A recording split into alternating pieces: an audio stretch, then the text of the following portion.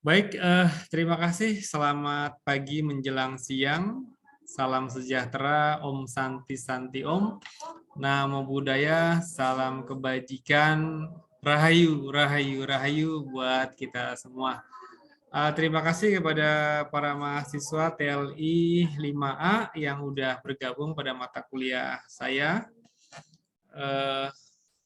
Sekarang kita masuk ya ke mata kuliah dasar dulu, yaitu pengantar atau dasar keselamatan dan kesehatan kerja. Saya tidak menambah literatur apapun untuk hari ini. Lalu seperti biasa nanti habis perkuliahan saya akan memposting materinya di Google Classroom ya. Dan bagi Anda yang nggak masuk untuk di Zoom ini nanti Anda bisa komentari mereply pertanyaan dari saya di Google Classroom. Dengan begitu Anda saya anggap masuk. Baik, pendahuluan. Jadi gini, katanya datanya di ILO ya. ILO itu International Labour Organization.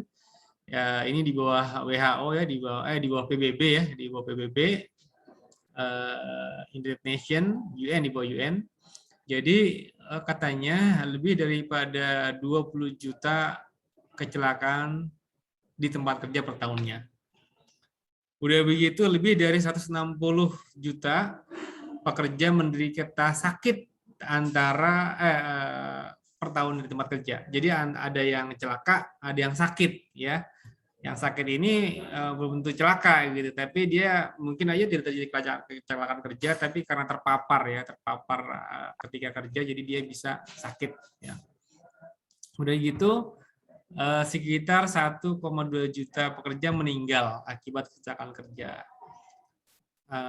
Jadi kalau dikonversi, jadi sekitar 4% biayanya itu akibat kerugiannya itu 4% dari GDP-nya. 4% dari GDP kita lumayan ya angkanya gitu ya. Anda bisa lihat data GDP kita di World Bank, ya biasanya saya ngambil dari World Bank. Oke. Nah, lalu ada biaya langsung dan tidak langsung gitu ya. Biaya langsung tentu ya udah begitu terjadi kecelakaan kerja ya pasti kan mungkin mesti dirawat, mesti menginap di rumah sakit gitu ya. Yang jelas ketika terjadi kecelakaan kerja akhirnya stop produksi gitu ya, sehingga mengurangi hari kerja ya kan, mengurangi produksi juga kalau ada kecelakaan di tempat kerja. Udah gitu nanti tentunya sampai kepada rendahnya moral staff ya. Nah, ketika dia melihat, temen gue tiba-tiba begini kejadiannya di tempat kerja ya, itu nanti kan berarti perusahaan gue nih kurang ini nih, kurang safety-nya kurang nih dan lain sebagainya. Apalagi kalau penanganannya nggak bagus ya, itu sampai akhirnya ke moral. Inilah yang maksudnya biaya langsung dan tidak langsung. Ini tidak langsungnya gitu ya. Oke. Lalu jadi kalau kita lihat hubungan antara perusahaan sama pekerja dan masyarakat, nanti ini ada yang salah ya di PPT saya, sosial ini ya, sosial nanti saya perbaiki. Jadi kalau di perusahaan kerugiannya ya biaya medis, kompensasi denda, kerugian harta benda ya dari bangunan kalau misal terbakar, terjadi ledakan, produk yang gagal ya, produksi terhenti, hilangnya waktu kerja ya. Nanti karena misalnya ada yang sakit harus membayar upah lembur bagi menggantikan dan seterusnya ya. Kalau bagi pekerja tentunya penderitaan ya, ada kesedihan di situ ya, ada kematian anggota keluarga, cacat, sampai gangguan jiwa ya. Nah, kalau di masyarakat nanti itu seperti biaya sosial. Nanti kalau terjadi kerusakan lingkungan, kita di demo ya, di demo itu kan masuk ke koran tuh, wah misalnya PTA begini itu kan menambah citra buruk dari PT ya, sehingga wah konsumen ini wah dia ternyata begini toh di balik produknya yang oke ternyata dia tidak memperhatikan lingkungan misalnya, itu kan menjadi buruk ya bagi belum kalau masyarakat nuntut. Nah, akibat ada pabrik di sini saya akhirnya biasa sesak napas, ini pasti gara-gara buangan asap gitu ya. Nah, itu termasuk biaya sosial. Udah lalu jadi makanya nanti kita akan belajar, saya hanya menyinggung sedikit aja di sini bahwa kita ada sistem manajemen K3 ya, manajemen keselamatan kesehatan kerja. Nanti itu diatur oleh Permenaker nomor 596 ya.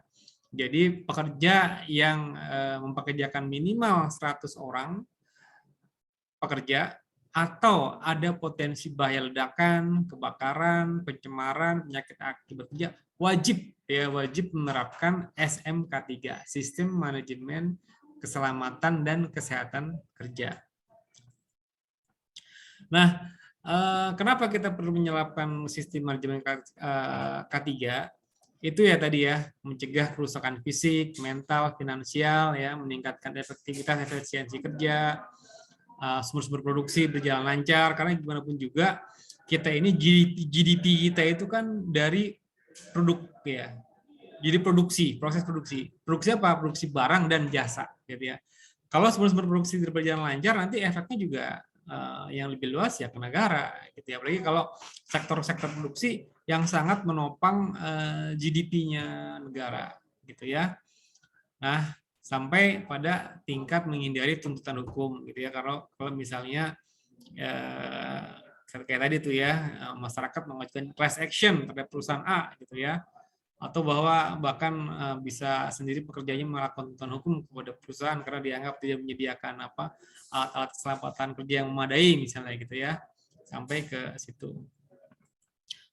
Nah, sekarang kita masuk nih ke definisi, terminologi ya, pokoknya pemahaman konsep daripada K3. Nah, menurut ILO itu di UN di bawahnya WHO ya, atau ILO atau WHO yang bagian Joint Safety and Health Committee. Jadi Occupational Health and Safety OHS itu adalah disiplin yang mencakup menyertakan berbagai macam field bidang gitu ya. Jadi dia multidisciplinary ilmu lah kasarnya gitu. Nah, tujuannya adalah promosi dan maintenance the highest degree fisikal, mental, sosial daripada semua worker di semua jenis pekerjaan. Jadi dia harus mempromosikan, memaintain pokoknya dengan standar yang tinggi tentang fisik, secara mental, secara sosial gitu ya, kepada semua pekerja di semua pekerjaan. Jadi saya pun sebenarnya yang di kampus ini juga harusnya saya di sini menerapkan K3 ya. Udah gitu preparation and supervision condition ya daripada tempat kerja. Jadi menyiapkan sampai melestarikan gitu ya. Jadi dia supaya dia tidak terjadi kecelakaan cedera ketika dia melakukan pekerjaannya. Jadi juga mencegah di antara pekerja supaya mereka tidak terkena penyakit kerja karena karena kondisi kerja yang buruk ya, kurang ventilasi misalnya dan segala macamnya.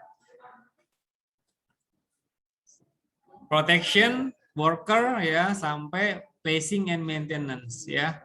Nah, ini jadi konsepnya K3 menurut ILO. Nah, dalam ILO sendiri katanya ada 3 prinsip dasar K3.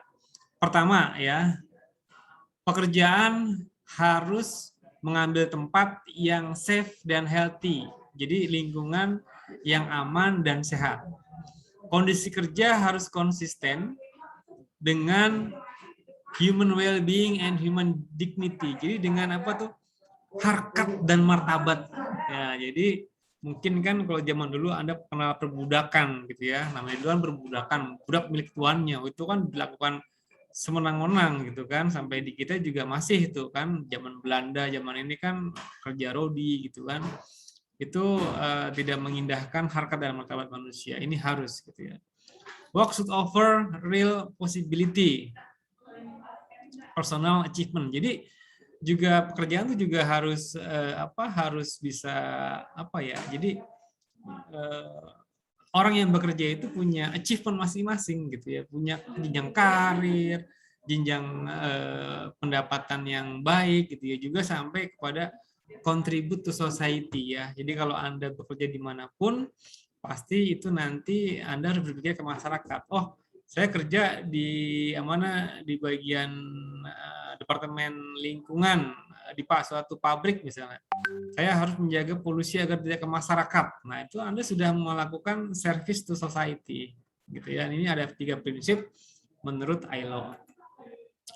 Nah, lalu saya mengambil satu lagi dari OSHA ya, yang punyanya Amerika. Jadi biasa Amerika kan sudah negara maju dan di berbagai bidang dia memang maju ya.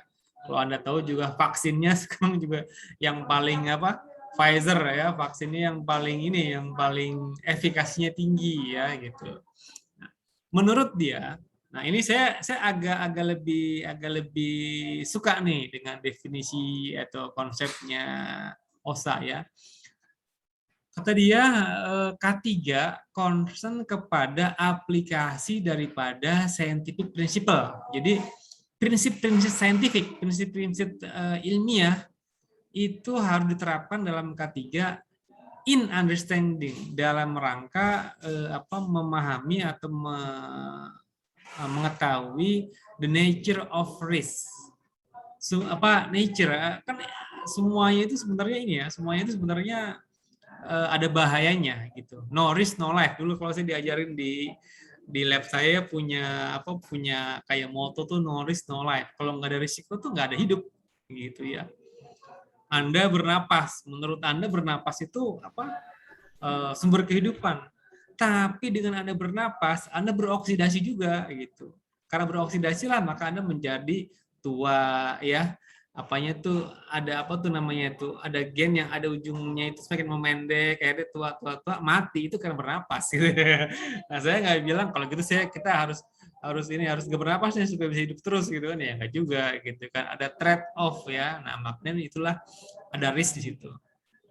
Jadi dia menerapkan prinsip-prinsip saintifik untuk memahami the nature of risk ya, supaya orang safe ya, aman, juga propertinya, bukan hanya orangnya tapi juga propertinya gitu kan. Kita jangan sangka bahwa K3 itu hanya kepada orang, enggak. Kalau mesinnya kecelakaan, mesinnya juga rusak gitu ya, itu juga merupakan kecelakaan gitu ya. Jadi dia kepada orangnya juga kepada propertinya di industrial atau bukan di industrial gitu. Tadi ya kalau di ILO kan seluruh ILO yang WHO-nya, seluruh ILO yang di WHO yang bagian ininya ke seluruh ke seluruh bidang pekerjaan gitu ya. Nah, ini adalah K3 adalah multidisciplinary profession. Jadi K3 itu mencakup berbagai macam profesi, berbagai macam keahlian dari fisika, kimia, biologi ya, sama behavior, tingkah laku ya, tingkah laku science ya. Jadi multidisciplinary ilmu gitu ya. Di dalam aplikasinya itu di dalam manufacturing, transport, storage, sampai handling hazardous material gitu ya. Sampai juga ke domestik dan rekreasi. Nah, tadi kan Anda pikir mungkin safety itu banyaknya di industri. Enggak, kan tadi saya bilang produksi itu ada barang, ada jasa. Nah, rekreasi ini mungkin kan termasuk jasa. Di situ kan harus ada safety-nya gitu ya. Misalnya Anda jalan ke dulu saya pernah jalan ke suatu gua gitu ya. Ya itu kan kalau mau dibikin objek wisata ya harus ada safety-nya ya kan, dibikin yang enak untuk berjalan gitu ya. Kecuali kalau kita mau berpetualang ke gua-gua yang jarang terjamah manusia, bukan jadi tempat wisata. Tapi kalau udah itu merupakan wisata, itu harus diperhatikan juga safety-nya gitu ya. Sampai tadi membawa orang dari tempat A ke titik lokasi wisata kan itu juga butuh safety kan gitu ya. Oke. Nah, dari prinsip WHO ya concernnya gini. Pertama, penerapan sains. Kedua, memahami pola resiko tadi ya. understanding the nature of risk.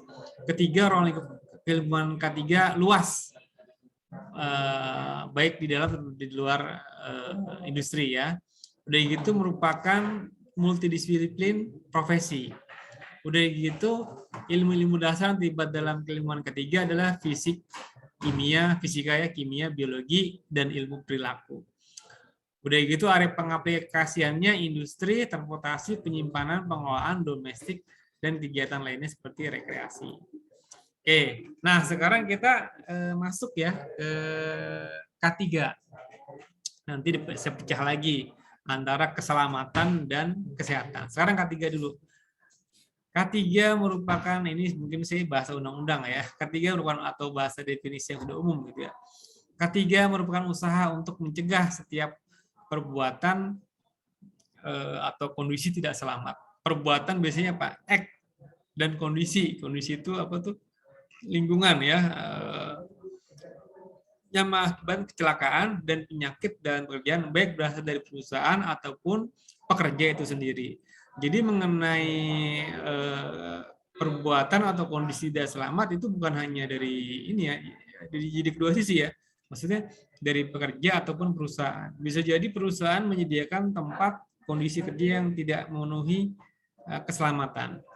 Bisa jadi perusahaannya sudah memenuhi semuanya, pekerjanya yang tidak selamat, behavior act ya, tadi mungkin bercanda apa gitu ya. Nah, tujuannya melindungi pekerja dan orang lain di tempat kerja.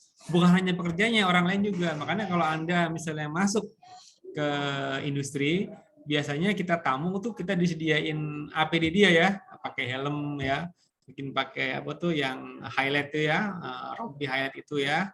Anda harus dikasih tahu begini gitu kan. Kalau terjadi bunyi ini Anda harus ke sini gitu ya. Jadi bukan hanya kepada yang bekerja di situ, kepada orang lain juga ya, tamunya, kontraktor yang sedang ngerjain apa di situ gitu ya.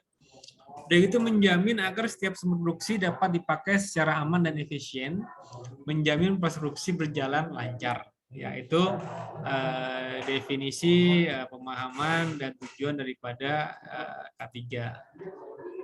Nah, sekarang kita masuk ke keselamatan kerja. Apa sih keselamatan? Jadi dari K3 kita pecah dulu ya. Sekarang kita pecah dulu ke keselamatan kerja. Keselamatan kerja berketalian dengan pekerja, mesin, pesawat, alat kerja, bahan, dan proses pengolahannya, tempat kerja, lingkungannya, serta tata cara melakukan pekerjaan. Jadi banyak tuh. K3 sekali lagi bukan pada orangnya, pada semuanya gitu ya yang ada di lingkungan kerja itu ya. Sebuah kondisi di mana pekerja terlindungi dari cedera yang disebabkan oleh berbagai kecelakaan yang berhubungan dengan pekerjaan. Ya. Nah, jadi tentunya kalau dari pekerjanya, ya ilustrasi di gambar ini dari pekerjanya pakai safety yang sudah di standar, tergantung situasi kondisi kerjanya ya. Nah, ini kayak gini kalau kerja misalnya di ini dia harus pakai safety-nya lengkap ya, tali tubuhnya juga lengkap gitu ya. Nah, terus kalau misalnya dari mesin, ini Anda bisa lihat nih ya. Mesin yang bagus tuh ini yang ada bawahnya tuh ada handle. Jadi kalau Anda bayangkan ini ada mesin bubut, Anda berdiri di situ ya. Ketika terjadi apa-apa, Anda bisa langsung mematikan mesinnya apa dengan kaki.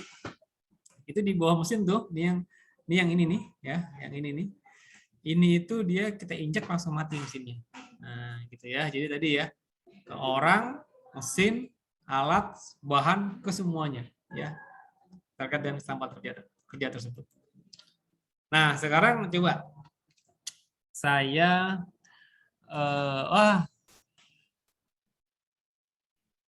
sudah ada jawaban nih. Biasanya saya kalau presentasi ini ada nggak muncul dulu nih, ini muncul ya. Baik, langsung saya jelaskan kalau begitu. Coba saya tanyalah. Saya tanya ketua kelas dulu, Rio. Mana Rio? Waduh, ditinggal ini saya nih, tinggal makan untuk kemana sama Rio saya? Hadir. Hah? Hadir? Mana Rio? Hadir. Ya, Rio. Coba Rio, saya mau tanya Rio. Itu kecelakaan satu kenapa di luar hubungan kerja Rio?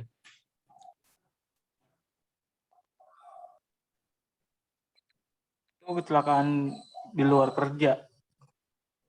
Di luar Itu hubungan ada kerja, ilustrasi kecelakaan 1, 2, 3 di rumah Anda gitu kan. Itu kenapa kecelakaan 1, kecelakaan yang di luar hubungan kerja? ya karena bukan ini Pak, bukan saat ingin berangkat kerja. Kan dia itu mau berangkat kerja tapi nganterin anaknya dulu dia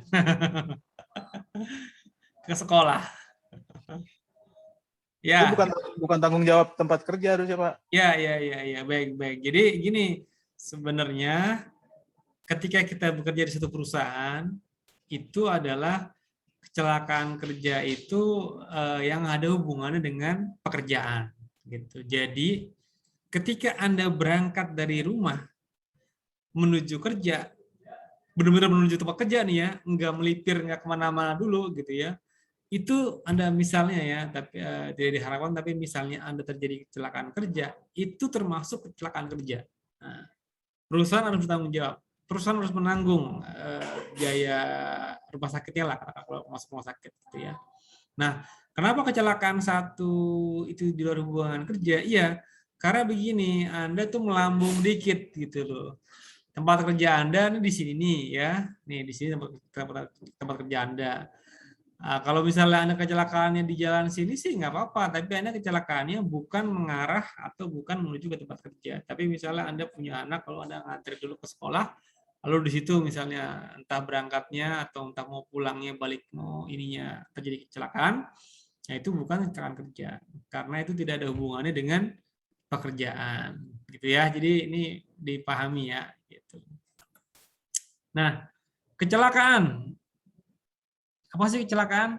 Nah, kecelakaan itu adalah kejadian tidak terduga dan tidak diharapkan.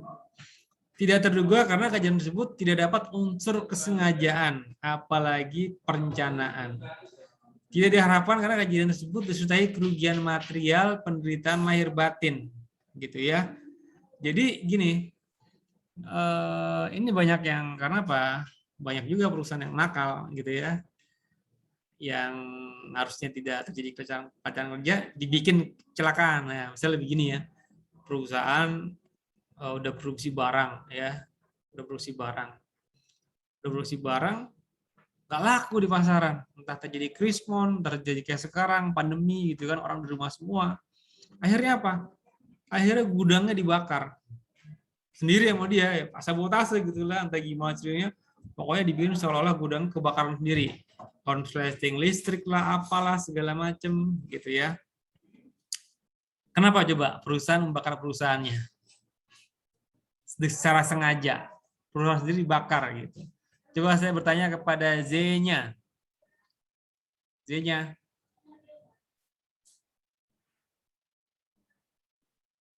Z-nya. Aduh, saya ditinggal ini, tinggal mandi kayak saya ini. Putri Hamdia. Iya, Pak. Gimana Putri? Kenapa itu terjadi?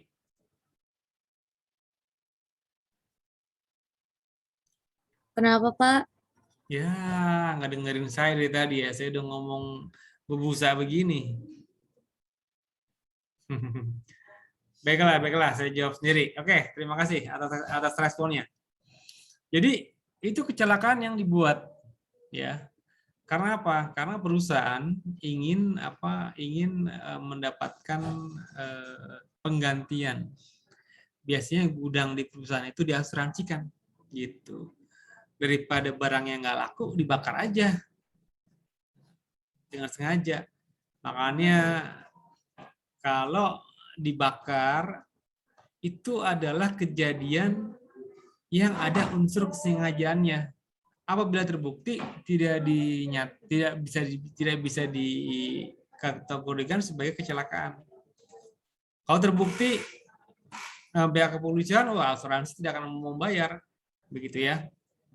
Oke.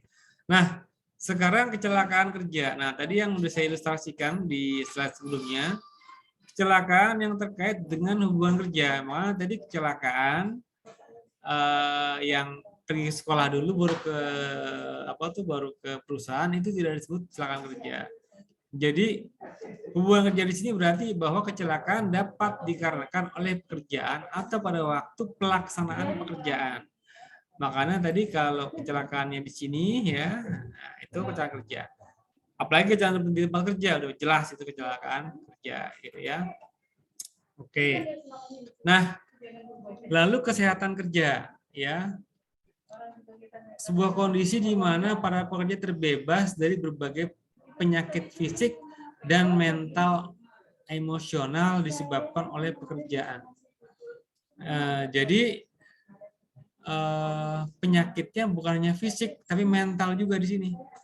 Kalau Anda punya bos yang suka marah-marah ya, suka menekan gitu kan, itu termasuk nanti Anda bisa kena penyakit mental ya. Nanti biasanya Anda apa tuh asam lambungnya naik ya, nggak masuk gitu ya. Itu termasuk penyakit mental. Jadi bukan hanya fisik nih, kesehatan kerja, mental juga gitu. Makanya carilah lingkungan kerja yang baik gitu ya. Jadi ini juga perlindungan bagi pekerja sesuai harkat dan martabatnya ya dari eksploitasi yang dilakukan oleh oknum pekerja. Misal ya standarnya itu standar dari Depnaker seminggu itu 40 jam kerja. Kalau dibagi 5 hari kerja berarti satu harinya itu 8 jam. Seandainya Anda diperintahkan lebih bekerja lebih dari 8 jam, harusnya Anda mendapatkan kompensasi overtime, biaya lembur. Itu udah perhitungannya sendiri di rumusnya Depnaker ya. Jadi itu jadi eksploitasi. Kedua juga sekarang ya itu ya marak ya, misalnya intimidasi sampai dengan pelecehan seksual bagi wanita pekerja itu. Itulah yang disebut eksploitasi. Jadi kita juga bukan hanya kesehatan mental fisik tapi harkat dan martabat daripada pekerja juga kita harus jaga, dan Anda juga sebagai pekerja nantinya juga Anda harus bisa jaga itu gitu ya. Karena kalau Anda ditindas terus ya terus Anda diam ya terus ditindas gitu ya. Nah, ini kalau undang-undang mengenai kecelakaan kerja banyak. Ini undang-undang terkait kesehatan kerja ya. Misalnya ini ya pemeriksaan kesehatan bagi tenaga kerja itu juga ada. Ya harusnya pekerja itu. Kalau dulu saya di perusahaan itu setahun sekali medical check up. Dari A sampai Z gitu ya. Udah gitu ada pelaporan juga ya penyakit akibat kerja, tapi ini biasanya dihindari oleh pihak perusahaan ya pelaporan karena takutnya dipantau nanti jelek ininya ya. Nah, itu peran serikat pekerja atau peran Anda sebagai pekerja yang harus proaktif melaporkan ke Depnaker atau Disnaker. Udah gitu ya nanti ada juga sampai latihan higienis perusahaan bagi tenaga medis di perusahaan. Jadi saya dulu termasuk tenaga medis nih. Saya dulu punya sertifikasi first aid level 3 ya yang kita tiap tahun harus di training karena harus di refresh terus, kalau enggak ntar lupa ya cara penanganan kecelakaan kerja untuk tahap pertamanya, first aid-nya, pertolongan pertama pada kecelakaan. Gitu ya. Oke, nah ini faktor resiko kecelakaan kerja, potensi bahaya secara kerja dapat terjadi akibat sistem kerja, cara kerja, penggunaan mesin, alat, bahan, serta lingkungan di samping faktor manusianya. Nanti faktor manusia kita ada lagi belajar ya. Nah ini ada piramida kecelakaan kerja ya. Jadi ada yang fatal tuh meninggal ya, cedera berat, kerusakan properti, hampir celaka, sama sumber bahaya, unsafe act, unsafe condition. Unsafe act tadi itu perilaku yang tidak selamat ya. Anda suka bercanda ya di lingkungan kerja gitu ya, termasuk perilaku tidak selamat. Atau unsafe condition ya. Ada oli yang tertumpah nggak dibersihin ya. Itu kan kalau misalnya orang lewat terpleset jadi kecelakaan kerja gitu kan. Nah, ini ada ininya, ada rasionya. Jadi kalau perusahaan kita terjadi satu boleh dibilang gitu ya, satu terjadi fatal, kemungkinan ada hampir 3.000 sumber bahaya atau unsafe condition. Jadi dari setiap satu kali yang fatal ada sekitar 3.000 pelaporan unsafe act, unsafe condition, sumber bahaya, dan seterusnya. Gitu ya. Nah, ini ada istilah atau terminologi penting dari K3, yaitu pertama hazard. Hazard yang Anda suka pahami kan tuh lampu hazard di mobil ya. Ketika mobil berhenti dia akan kedip, dinyalakan ya kedip-kedip ya, biar orang tahu bahwa ini sedang ada mobil berhenti ya. Itu kan sumber potensi bahaya potensial yang dapat menyebabkan kerusakan. Makanya ketika mobil berhenti di pinggir tol atau di pinggir jalan harus menyalakan lampu hazard. Karena supaya warning bagi mobil atau kendaraan di belakangnya supaya bisa menghindari gitu ya. Kalau nggak pakai lampu hazard kemungkinan terjadi kecelakaan. Nah, harm. Jadi kerusakan adalah harm, adalah kerusakan atau kerugian berupa kematian, cedera, sakit fisik, mental, kerusakan properti, kerugian produksi, dan seterusnya ya, kerusakan lingkungan dan seterusnya. Disebut bahaya potensial bila belum terjadi. Kalau udah terjadi bahaya nyata namanya. Nah, jadi kalau Anda tadi mobil minggir di pinggir jalan, itu bahaya potensial tuh ya. Bisa aja orang yang ini kan ini langsung nabrak atau menyerempet gitu ya. Nah, itu bahaya potensial ya. Belum terjadi bahaya. Kalau terjadi, nah itu disebutnya bahaya nyata. Hazard ini dapat berupa bahan kimia, bagian-bagian mesin, bentuk energi, metode kerja, situasi kerja ya. Jadi kalau tadi ada gambar mesin sebelumnya, itu ada misalnya penutupnya ya, supaya kalau misalnya kalau misalnya bubut ya, dia kan ada sebutnya bram tuh ya. Kalau logam di bubut itu ada ininya, ada residu logam itu ya. Nah, supaya misalnya gimana supaya tidak menghindar terkena loncat ke mata atau ke muka kita ya, itu kan harus ada penutupnya gitu ya. Jadi dari mesin pun itu ada yang harus ditangani hazard-hazardnya itu ya. Sumber bahaya potensial. Nah, insiden itu apa? Insiden itu suatu kejadian yang tidak diinginkan apabila pada saat itu sedikit saja ada perubahan, maka dapat menyebabkan terjadinya kecelakaan kerja. Ada sedikit aja perubahan, itu, nah misalnya apa? Misalnya gini, Anda naik tangga tuh, Anda di perusahaan harus memperbaiki apa yang butuh naik tangga. Anda naik tangga, tapi Anda tidak pakai tali tubuh, ya. Tidak ada tali tubuh yang menyertainya. Nah, itu bagi kita orang-orang safety akan tegur gitu ya. Karena apa? Itu ada sedikit aja, misalnya tangganya terguncang ya, lantainya ketika tangganya diberikan lantainya nggak rata, lantai terguncang, Anda jatuh sama tangganya. Tapi kalau Anda pakai tali tubuh yang diikatkan di cantolan, Anda paling bisa melayang-melayang di udara, gitu kan? Nah, jadi sedikit aja ada perubahan akan menimbulkan kecelakaan. Gitu. Jadi kalau Anda dibilang suruh naik perbaiki apa pakai tangga plus tali tubuh, itu saya sebutnya tali tubuh ya, atau apa tuh kalau orang di kita pecinta alam ya. Nah, itu dilaksanakan. Jangan salah satu aja yang dipakai. Gitu ya. Nah, ini ada klasifikasinya. Ada insiden itu ada hampir celaka ya, itu di ini dulu saya kerja di perusahaan di PT Gujur tuh hampir celaka aja dicatat gitu. Anda melewati suatu bagian dari perusahaan yang harusnya memakai helm gitu kan, tapi Anda nggak pakai, nggak kenapa-napa sih, tapi itu udah hampir celaka itu gitu kan. Sebetulnya ada kejatuhan dari atas gitu kan ya. Nah, nanti suatu insiden ada skala kecil insiden yang diperkirakan kerugiannya sekitar 100.000 US dollar ya. Udah gitu ada yang besar ya.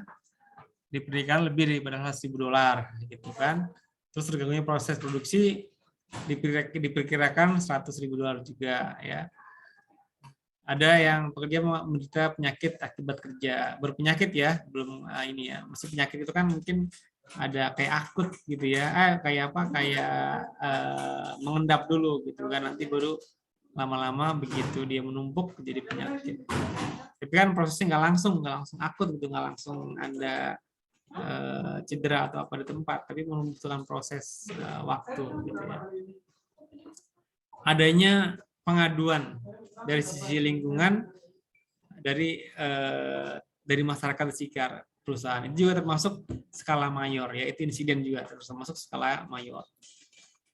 Nah, terus kecelakaan suatu kejadian tidak diinginkan bagi cedera pada manusia, kerusakan barang, gangguan terhadap pekerjaan dan pencemaran lingkungan. Udah gitu ada danger gitu ya. Anda suka lihat di TV itu. Danger gambar tengkorak sama itu ya, palang begini gitu ya. Nah, itu suatu tingkat bahaya dari kondisi di mana atau kapan muncul sumber bahaya. Atau suatu kondisi dapat membuat peluang bahaya yang sudah tampak sehingga memunculkan suatu tindakan. Jadi kalau dulu di perusahaan saya ini ada barang eksplosif, mudah meledak gitu kan. Itu udah tampak ini, udah dibilang ada logonya, ini bahan mudah meledak gitu ya. Bagaimana penanganannya? Ya kan itu udah tahu. Ya udah. Kalau kita dulu dia terpisah. Udah begitu pintunya otomatis. Jadi terpisah, udah begitu batanya dibuat yang kokoh dan bata tahan api. Nah, ada pintunya digeser, pintunya yang bisa menutup sendiri gitu. Jadi begitu terjadi apa-apa kita pencet, pintunya akan menutup gitu supaya kalau terbakar, meledak ya dia bisa tidak daya ledaknya di sekitaran situ aja lah, tidak meluas ya gitu. Lawan katanya danger itu aman atau safe gitu ya. Nah, ini aman. Suatu kondisi di mana atau kapan muncul berbahaya telah dapat dikendalikan ke tingkat yang memadai. Nah, tadi yang udah saya bilang, penyimpanannya juga diperhatikan gitu ya. Udah gitu ada lagi resiko ya, risk. Ya, sebenarnya tulisannya risiko biasanya, bukan resiko. Risiko, ntar saya perbaiki. Ukuran kemungkinan kerugian yang timbul dari sumber bahaya.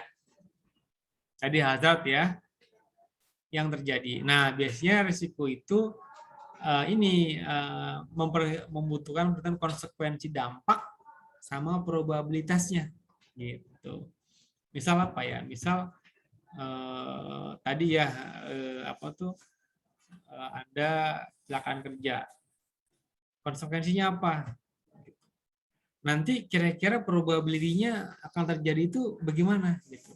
Nah, itu nanti disebut tingkat resiko. Jadi ada 2 unsur tuh terkait resiko, yaitu konsekuensi dampaknya apa sampai bagaimana probabilitasnya terjadinya resiko atau kecelakaan kerja itu gitu ya.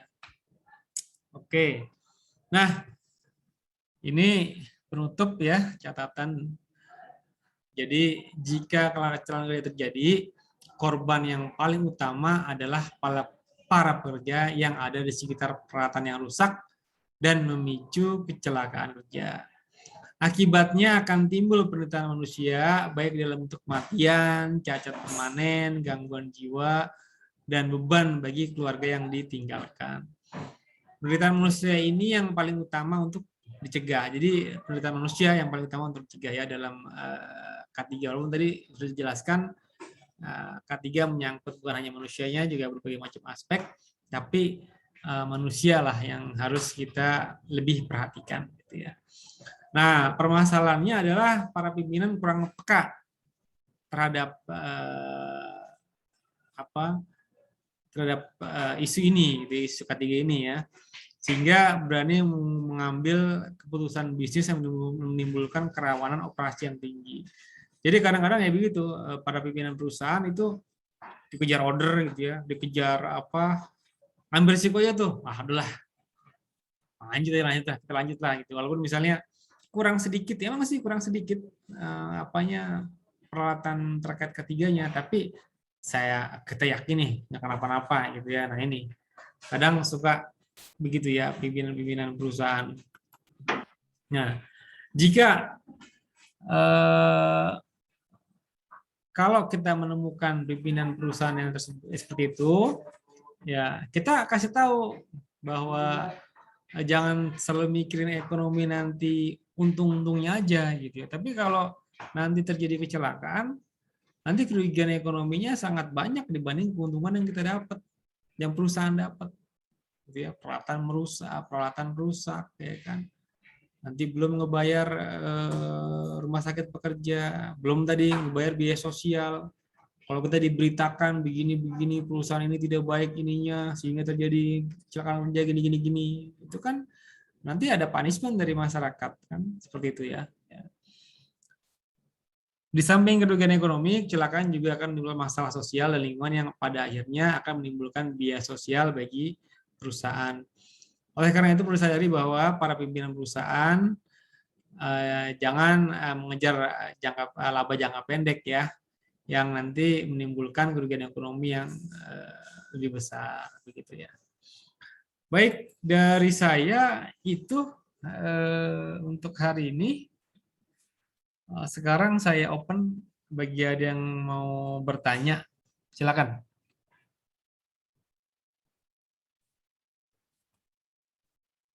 Gimana?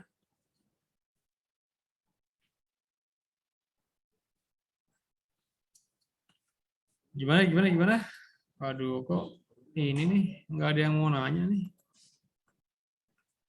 Izin bertanya, Pak. Ya. Gimana? Jadi saya kan ada teman yang udah kerja tuh, Pak. Rata-rata dari mereka semua. Ini Pak, jadi shiftnya job desk-nya aturan 1 sama atasannya dikasih 2 tapi gajinya itu job desk yang pertama gitu, gimana Pak? Betul, Pak? Masuk kesehatan kerja nggak Pak? Tapi ini terkait ketiga belum? Enggak, maksudnya terkait aman nih ada nih. Maksudnya kan satu job desk dikasih ternyata 2 job desk. Anda mengarahnya kemana nih? Mengarahnya ke nggak fair-nya apa bagaimana?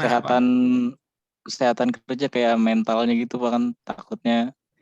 Betul. Jadi kalau kita kaitkan dengan dengan K3 tadi itu nanti itu ya mengeksploitasi tadi ya, mengeksploitasi pekerja.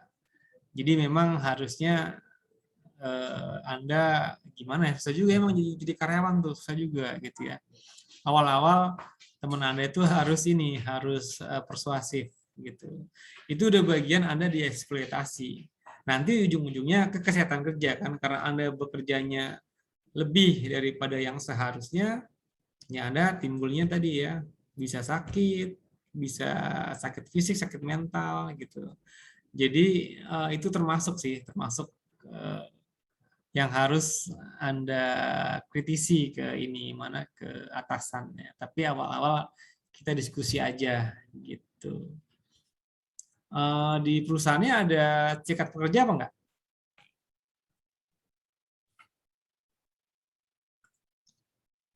Halo? Ya Pak, kenapa Pak? Di perusahaan ada serikat pekerja enggak?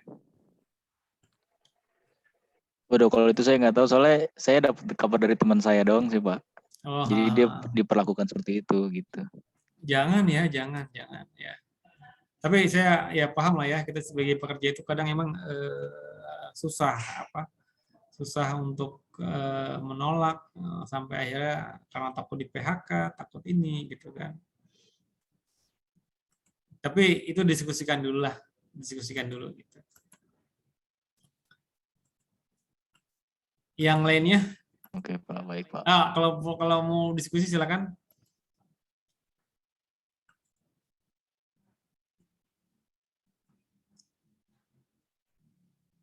Gimana? Pak, satu lagi deh Pak. Ya, atau lagi silakan. Enggak, saya suka ditanya. Kalau yang tadi itu bisa sampai ranah hukum gitu nggak Pak? Soalnya takut jangka panjang kan Pak, jadinya nggak baik juga sama mental orangnya gitu loh Pak. Gini, dalam perselisihan hubungan kerja itu, setahu saya ya, itu gini, itu pertama kali harus di internal dulu, di internal perusahaan, gitu ya. Dalam hal ini prosesnya, teman Anda harus ke atas Anda langsung, gitu, bicara, gitu ya. Seandainya udah nggak bisa ketemu, Anda bisa ke serikat pekerja untuk dimintakan bantuan. Gitu. Tapi pada saat mengadu ke orang lain pun dalam serikat pekerja yang memang sudah harusnya memperjuangkan hak Anda pun, teman Anda berani nggak, gitu kan? Nanti kan siap, udahlah kalau gitu saya cari aja pekerjaan lain, kamu saya PHK. Tapi nggak bisa juga sih, gitu ya. Nah, jadi tadi itu ngomong langsung ke pimpinan, kalau nggak ada solusi, minta bantuan serikat pekerja untuk bisa bicara, gitu ya. Baik langsung ke mana, langsung ke atasan tersebut, atau serikat pekerjanya ke pimpinan perusahaan. Karena apa? Serikat pekerja ini setara, ya, setara dengan direktur atau bos di perusahaan tersebut. Bisa ngomong, jadi nggak usah serikat pekerjanya yang langsung ke pimpinan tersebut, tapi ke perusahaan. Nanti sampai parahnya gitu ya, itu nanti keluar perusahaan, namanya tripartit, gitu. Tripartit nanti bisa ditangani oleh oleh Depnaker biasanya. Ada tiga mekanisme: mediasi, Depnaker, arbitrasi. Satu lagi saya lupa, tapi nanti ujungnya kita ke PHI, Pengadilan Hubungan Industrial, gitu. Bisa kalau misalnya bisa di ininya ke ranah itu, tapi saya nggak yakin gitu, itu solusi yang baik gitu. Jadi diskusikan dulu dengan pimpinan, saya rasa itu lebih baik gitu ya. Bagaimana? Oke Pak, cukup dari saya Pak. Tadi siapa yang nanya? Saya nggak ketahuan dari siapa? Dari mana? Siapa tadi yang nanya? Firdaus Arya Putra Pak. Kusarya Putra. Oke, Kusarya. Saya mau nanya Pak. Iya, siapa nih? Sebutkan Aldan nama. Pak. Siapa? Aldan, Silakan Aldan. melanjutkan pertanyaan tadi teman saya Pak, si Firdaus. Berarti K3 ini mengatur jam kerja juga dong Pak? Betul. Nanti ada undang-undangnya gitu ya, tapi memang kita nggak bahas secara khusus ini karena itu sudah normatif ya. Kalau udah ada undang-undangnya harusnya perusahaan mengikuti gitu. Tadi yang saya bilang 40 jam per minggu. Kalau Anda masuk dari Senin sampai Jumat, berarti kan 5 hari kerja. Maka perharinya itu adalah 8 jam kerja. Tidak termasuk, nah ini ya harus fair gitu ya, tidak termasuk jam istirahat. Gitu.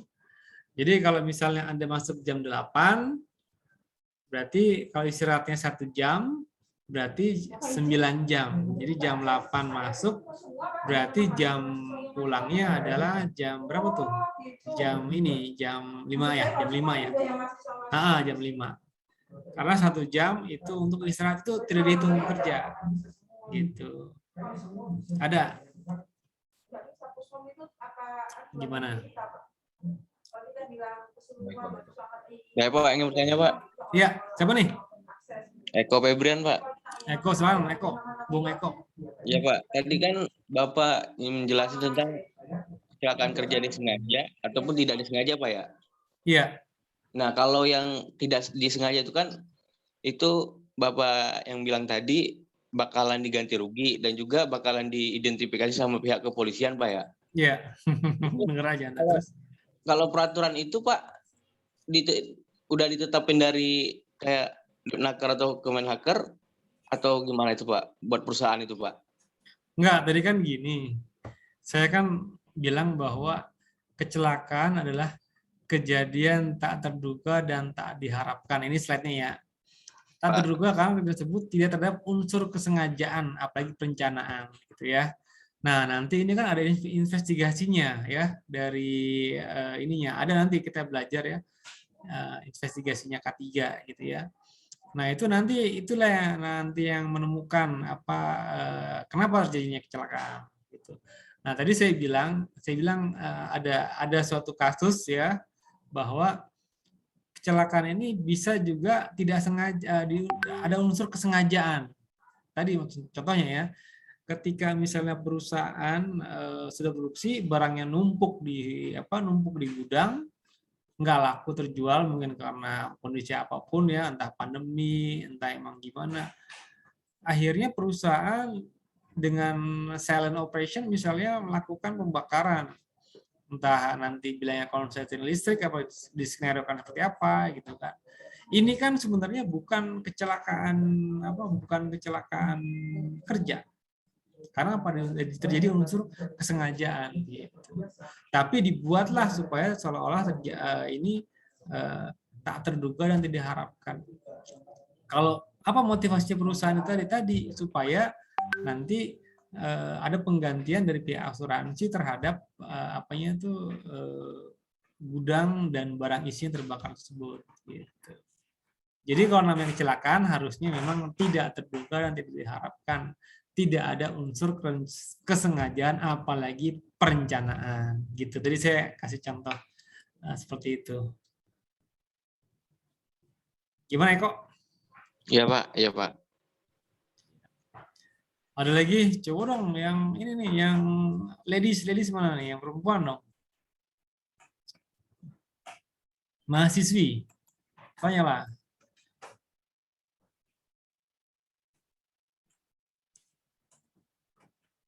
Gimana? Ada lagi? Kalau enggak, saya tutup nih. Ini hadir semua kah? Siapa ada temennya yang nggak hadir di sini?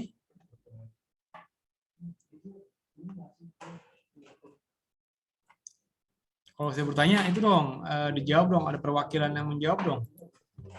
Hadir Pak. Hadir. Ada lagi yang bertanya? Z-nya. Mana sih Z-nya nih? Dari tadi saya panggil.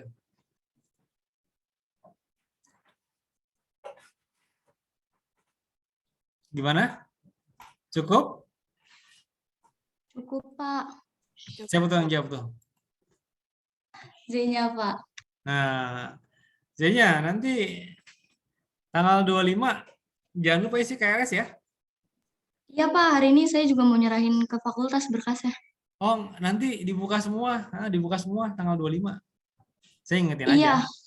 Nah, Kan harus ada syarat ini apa? Surat pernyataan gitu, Pak. oh, kamu ini yang ada lagi tuh, itu yang terkena dampak. Kamu terkena dampak ya? Iya, Pak. Yang Oh. Ya nggak apa. Nanti itu ada ininya lagi, emang ada ketentuan khususnya lagi. Kamu harus minta surat-surat dari BAA ya nanti ya. Iya, yang komitmen pelunasan pembayaran, Pak. Oh, itu. Ya. Ya begitu. Pokoknya hadir terus saja ya, Jangan sampai nggak hadir, Anda udah benar gitu ya. Iya, Pak. Soalnya kalau sama saya, tadi kan saya bilang waktu kontak perkuliahan sama saya yang penting proses gitu ya, itu kehadiran itu. Gitu. Baik, ada lagi yang lain?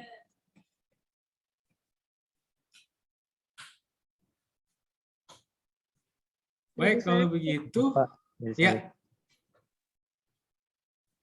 Siapa nih? Udah? Udah cukup Pak. Baik, kalau gitu. Baik, terima kasih atas kehadirannya pada hari ini. Sekali lagi nanti saya posting materinya di mana? Di Google Classroom. Lalu saya kasih pertanyaan bagi yang sudah hadir sekarang. Mau jawab boleh, mau enggak apa-apa. Tapi yang tidak hadir, supaya saya tidak alpakan di SIA, silakan respon pertanyaan dari saya. Baik, terima kasih. Kalau begitu saya akhiri. Selamat siang, silakan Anda menjalankan kegiatan sesuai rencana masing-masing. Assalamualaikum warahmatullahi wabarakatuh. Terima kasih. Waalaikumsalam warahmatullahi wabarakatuh. Terima kasih, Pak. Terima kasih, Makasih, Pak. Makasih, Pak. Terima kasih. Makasih, Pak.